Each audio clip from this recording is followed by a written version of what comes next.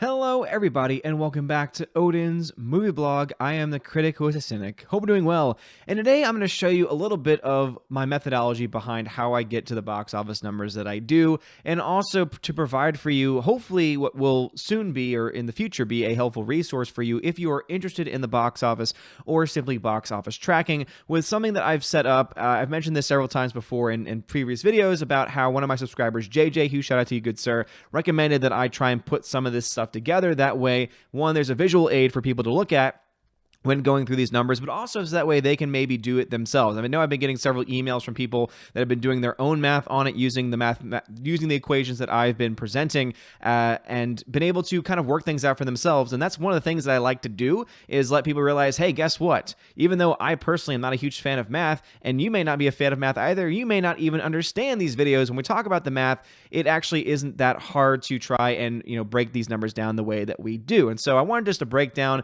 just the chart that I have currently set up. And if you want to be able to follow this chart, I would recommend going to the website that I have set up. It's called ombreviews.home.blog. Yeah, I know it's a mouthful. It's not the prettiest thing in the world, but it is a work in progress. This is a place where you can go to leave ratings on movies. So right now you can leave a rating for The Rise of Skywalker. You have options where you can rate it here. You can also just submit rating and it'll bring you to all the different forms that you can fill out for it. And when you fill out a form, it eventually will update this score right here, which is what I call the objective subjective score. So OMJOM just stands for objective. So it breaks it down by category. How do you rate the acting? A, B, C, D, F. Like, how do you rate A, B, C, D, F? A, B, C, D, F. I just want to make sure I didn't say E there. It breaks it down by category and you grade each one and that gives you a different score. The subjective score, what you personally thought of the film. If you just had to put your own score out there, regardless of what you thought about the acting, etc., what would you give it? And that's why normally the objective score is going to be a little bit higher than the subjective score, which I think makes it a little bit fairer. And then you get a total, which is just the average of the two. And if you want to have more information about how the methodology for that works, you can go to the actual score page and it'll break down every category. So that way it can explain to you how those things work. And you can also check out the scores page and it'll tell you how these things work as well, breaking down what the OMJOM score, subjom score, total score, and also the scale that I personally have set up. The scale may not make sense to you, but this is the scale that I've been able to perceive based on the numbers that have been coming in and just based on my own methodology. So if that's something that you want to take part in, I recommend going to ombreviews.home.blog. You can find a link for it in the description. But the other thing that you can do is now there's a new tab that I recently added over the last few days called Box Office Tracking. And what that'll do is it'll basically give you the sheet that I have up here.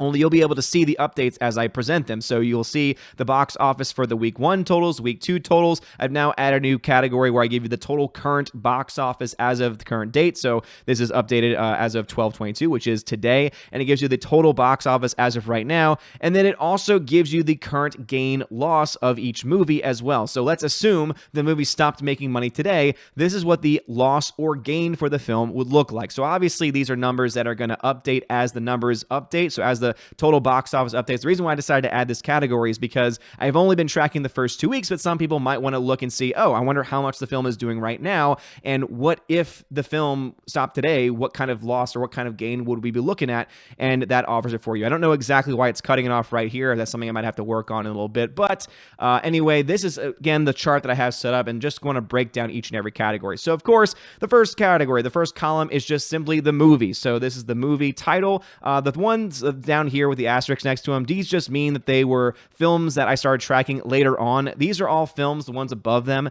that I started tracking from the very first week.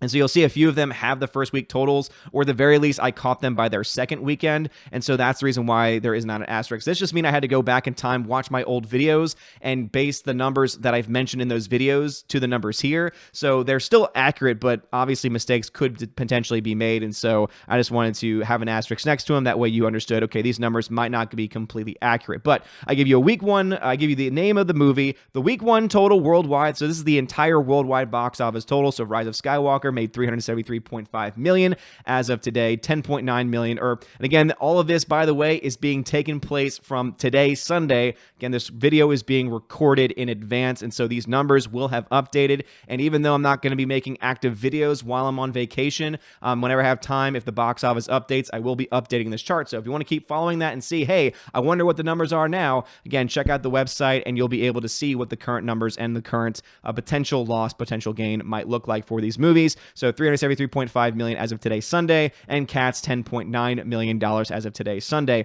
I then give you the week 2 totals, and this is the number that I always go based off of. So the week 2 totals to me is always the most important total because it tells you how much money the film likely will make by the end of its run. And so in the process of me tracking the box office, what I have noticed is that most films tend to make roughly around 60% of their entire box office in the first 2 weeks of their run. So what I'm able to do from that then is do some reverse engineering in the maths and figure out, okay, so let's assume that the number we get in week 2 is indeed 60%. Well, what would that final number actually be? So we don't have any numbers yet because we're only in the first week for Rise of Skywalker and Cats, but we do have second weekends for things like Black Christmas, Frozen 2, Knives Out, and Jumanji 3. And so we're able to say, okay, these are the week 2 totals. So what would the film look like? Well, there's 3 different categories that I have here: a minimum projection, a maximum projection, and then the average. And you'll see the percentages based on there of how I get to that using the equation. So the 70% total, that means that you take the overall number. So you multiply it by 10, divide it by 7, and that gets you, let's say, assuming that the number in the week 2 column is 70% of the final total, this is what the final total would look like. So this is the minimum projection. That means that, let's say the film made the vast majority of its money. Some films do this. Some films that have no legs, have bad word of mouth, that end up making just less and less money after the first 2 weeks. Sometimes you might have them be that high as 70%. So let's assume that is the case. This is the number that it would end with, because $738 million is about 70% of $1,055 million. And so if that number holds, this is the total that we would likely see. The maximum projection: most films don't make more than double of what they made in their first 2 weeks, and so therefore I have that as a max projection. Are there some rare cases where you might have one at 48, 49%? Absolutely, but most of the time it's not. So normally for the max projection, I'm going to put it at 50%. So that basically what you do for that one is you double it. So let's say that this is a 2 week total and this is 50% of the entirety of its run. Well, then obviously you multiply that by 2 and you get 26.6 million, or in this case for Frozen 2, you get to $1.4 million. And then the average 60%, which is the number I tend to go with because that is, to me, I think the fairest, because you could see the final box office being maybe a little below, a little above, again, 70% or 50%. But the average, the one that I tend to go with, is at 60%. Which means Black Christmas is likely going to make $22.8 million. That Frozen 2 is likely going to end at around $1.26 billion. That Knives Out is likely going to end around $170.8 million. And that just gives you an idea of the numbers you can expect for a movie. So this is a really cool way to do it because it means you can actually predict with pretty decent accuracy what the final result of the film is going to be. Now, the reason why the range is so wide, again, you have $1 billion to 1.4. Again, that's a $400 million difference. So obviously, the larger the number, the larger the difference. In this case, for Black Christmas, $19 million versus $26 million. So there is a giant difference there, but the film's end result is going to end somewhere in that range. It's very rare that you'll find a movie fall above or below that range just because of the way the box office tends to work. So then we take it to the next category, which is the budget. And so these are all estimates. When it comes to budget for films, we very rarely get the exact amount of money that it costs to make a movie because all we can do is just take what the industry or what the movie company, what the studio told us and say, oh, we're going to assume that that's the entire cost of the film. Sometimes they underplay it. Sometimes they give you a range. It really just depends. And so these are always taken with a grain of salt. So for example, this is a guess from my part that the Rise of Skywalker cost $350 million. It very well could have cost a little less, could have cost a little more based on the rumors of reshoots. It likely cost more, but I think this is a fair number to give to it. You also have Cats, which cost $95 million, which is a number that we do actually have access to, but especially since that movie just re-released the film 3 days after with new VFX, that number maybe have creeped up a little bit for the budget of that film. So then you'd have to take into account marketing. And the way that you get to the marketing cost is you basically multiply it by 1.5, or you can go the long way around like I did and divide by 2 and then add 2. So you take half of your budget, add that on top of that budgetary number, and that's what gets you to the total cost. So that's the actual budget and the marketing cost for any given film. Once you have that number, you have the total cost of how much the studio actually spends on that film. And then you're able to determine, again, after the first 2 weeks, because again, I explained those numbers and how those work, then you're able to figure out, okay, so what is going to be the minimum gain or loss or the max gain or loss for that film? And the way you do that is by, of course, comparing how much money it made and how much money it actually cost to make. So let's assume that the film did not do nearly as well, or rather did well or maybe didn't do as well, you would get a maximum gain or a minimum gain. So a great example of this would be to look at a film like, let me just make sure I'm getting the, the movie correct here. So for Black Christmas. So Black Christmas is likely going to have a minimum gain. That's right. Black Christmas actually is not going to be a box office flop, everybody. Isn't that interesting? So it's going to have a minimum gain of $3.9 million and a maximum gain of $8.5 million. That means actual raw gains. So you take into account the marketing, you subtract the marketing from how much money the film actually makes, and that's what you get your final number. The average score then would be 6.2. So we can expect the film Black Christmas to make roughly around $6.2 million. So this is where you get to the next category, which is the total box office as of today. So as of today, these are the box office numbers that we have. So for Black Christmas, right now it's at $13.3 million. But remember, the studio only gets 60% or roughly 60% of the box office total. And so when you take into account how much money the film actually gets, and then you take into account how much it costs, comparing that to the total cost column, then you're able to figure out what the actual gain and loss is going to be. So you use that same methodology for these columns too, but this is using the actual data that we have now. So as of now, for Black Christmas, it has $13.3 million, which means right now, as of today, and this number is going to change over time, the film has made a profit, a net gain of $509,000. Now, is the film going to make that much more? Well, based on the estimates, it seems like it probably will. It is still making some money at the box office, and based on the fact that most films fall into that 50 or 70% category, it likely will at least make $3.9 million in profit, but right now it's at $509,000. But let's take current releases. So The Rise of Skywalker. As of today, now obviously this is going to change. By the time you see this video, the number would have already changed, and so you can go onto the site and you can see how it's changed for yourself.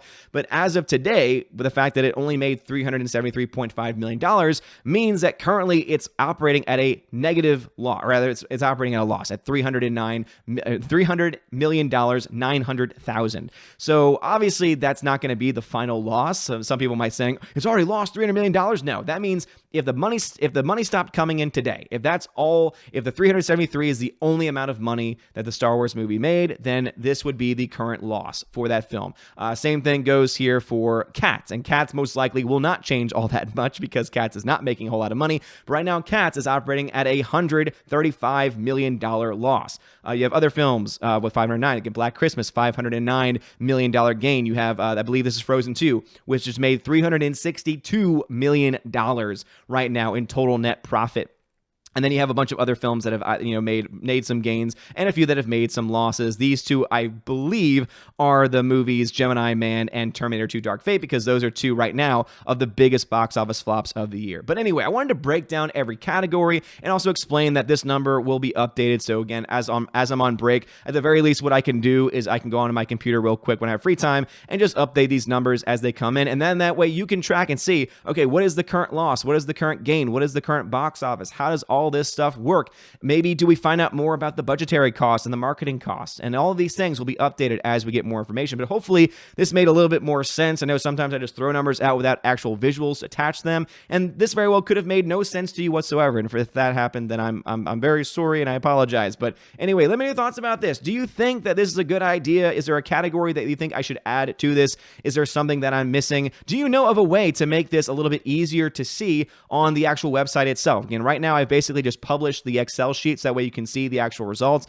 But if you can think of a way to get it to look like maybe a Box Office Mojo, where I'm able to get actual categories, or the numbers.com, where it shows up like this. If you have any way, easy way, and potentially and hopefully for right now in my life, a free way of doing so, please let me know in the comments section below. I'd really appreciate it. If you like this video, smash that like button and give me a subscribe. It helps me out a lot. You're all amazing and beautiful people. Have a wonderful day, and hey, go check out the box office and have some fun with it. Math does not have to be just something that you have to take in school that is very boring. It can also be very fun and exciting if you're a total nerd like I am. Have a wonderful day, and as always, God bless.